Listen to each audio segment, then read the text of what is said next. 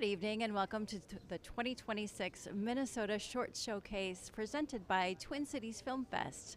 I'm your host, Lori Roovers, coming to you live from the Edina Man Theaters in Edina, Minnesota.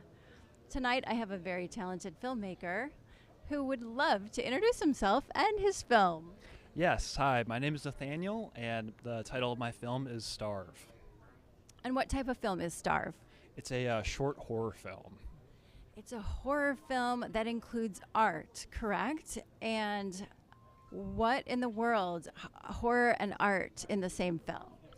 Yeah, so it's a little bit of like a use what you have at your disposal. It was independently made with me and my girlfriend who acted in it, and she's a painter by trade, so in our house, like, we have all sorts of easels and canvas and everything that could generally make up an art set.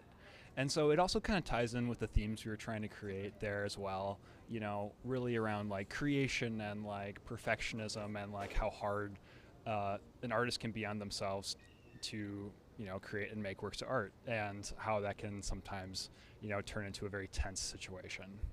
Right. It almost has a moral of the story that art can take a toll. Is that correct?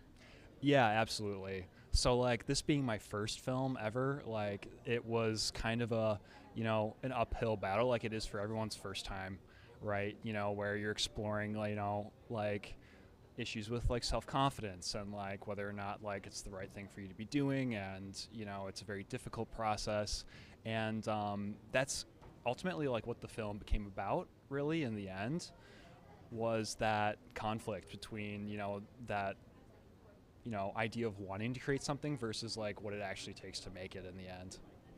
And you are a financial analyst by trade, is that correct? And what are the pros and cons of being both in finance and a filmmaker?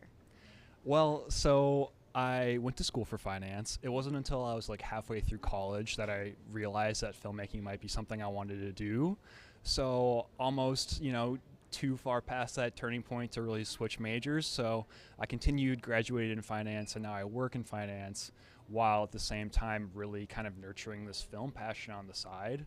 I would say a benefit is like, you know, it's nice to have a job, but at the same time, you know, it's not too demanding, and like I can go home and I have like, you know, the resources to create the films that I want to make. So it's kind of a happy balance right now, and of course someday it would be a dream of mine to switch careers and do filmmaking in some capacity full time, but right now it is working in a balance, so it's nice. It is nice to have a job.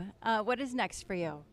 Well, so I currently am wrapping like post-production on a second short film, which is also a short horror film, but creatively past that, when I'm thinking about my next projects, I'm thinking of moving past horror and like moving into more of a handheld filmmaking style, and really like, you know, have a very open mind about what's next creatively.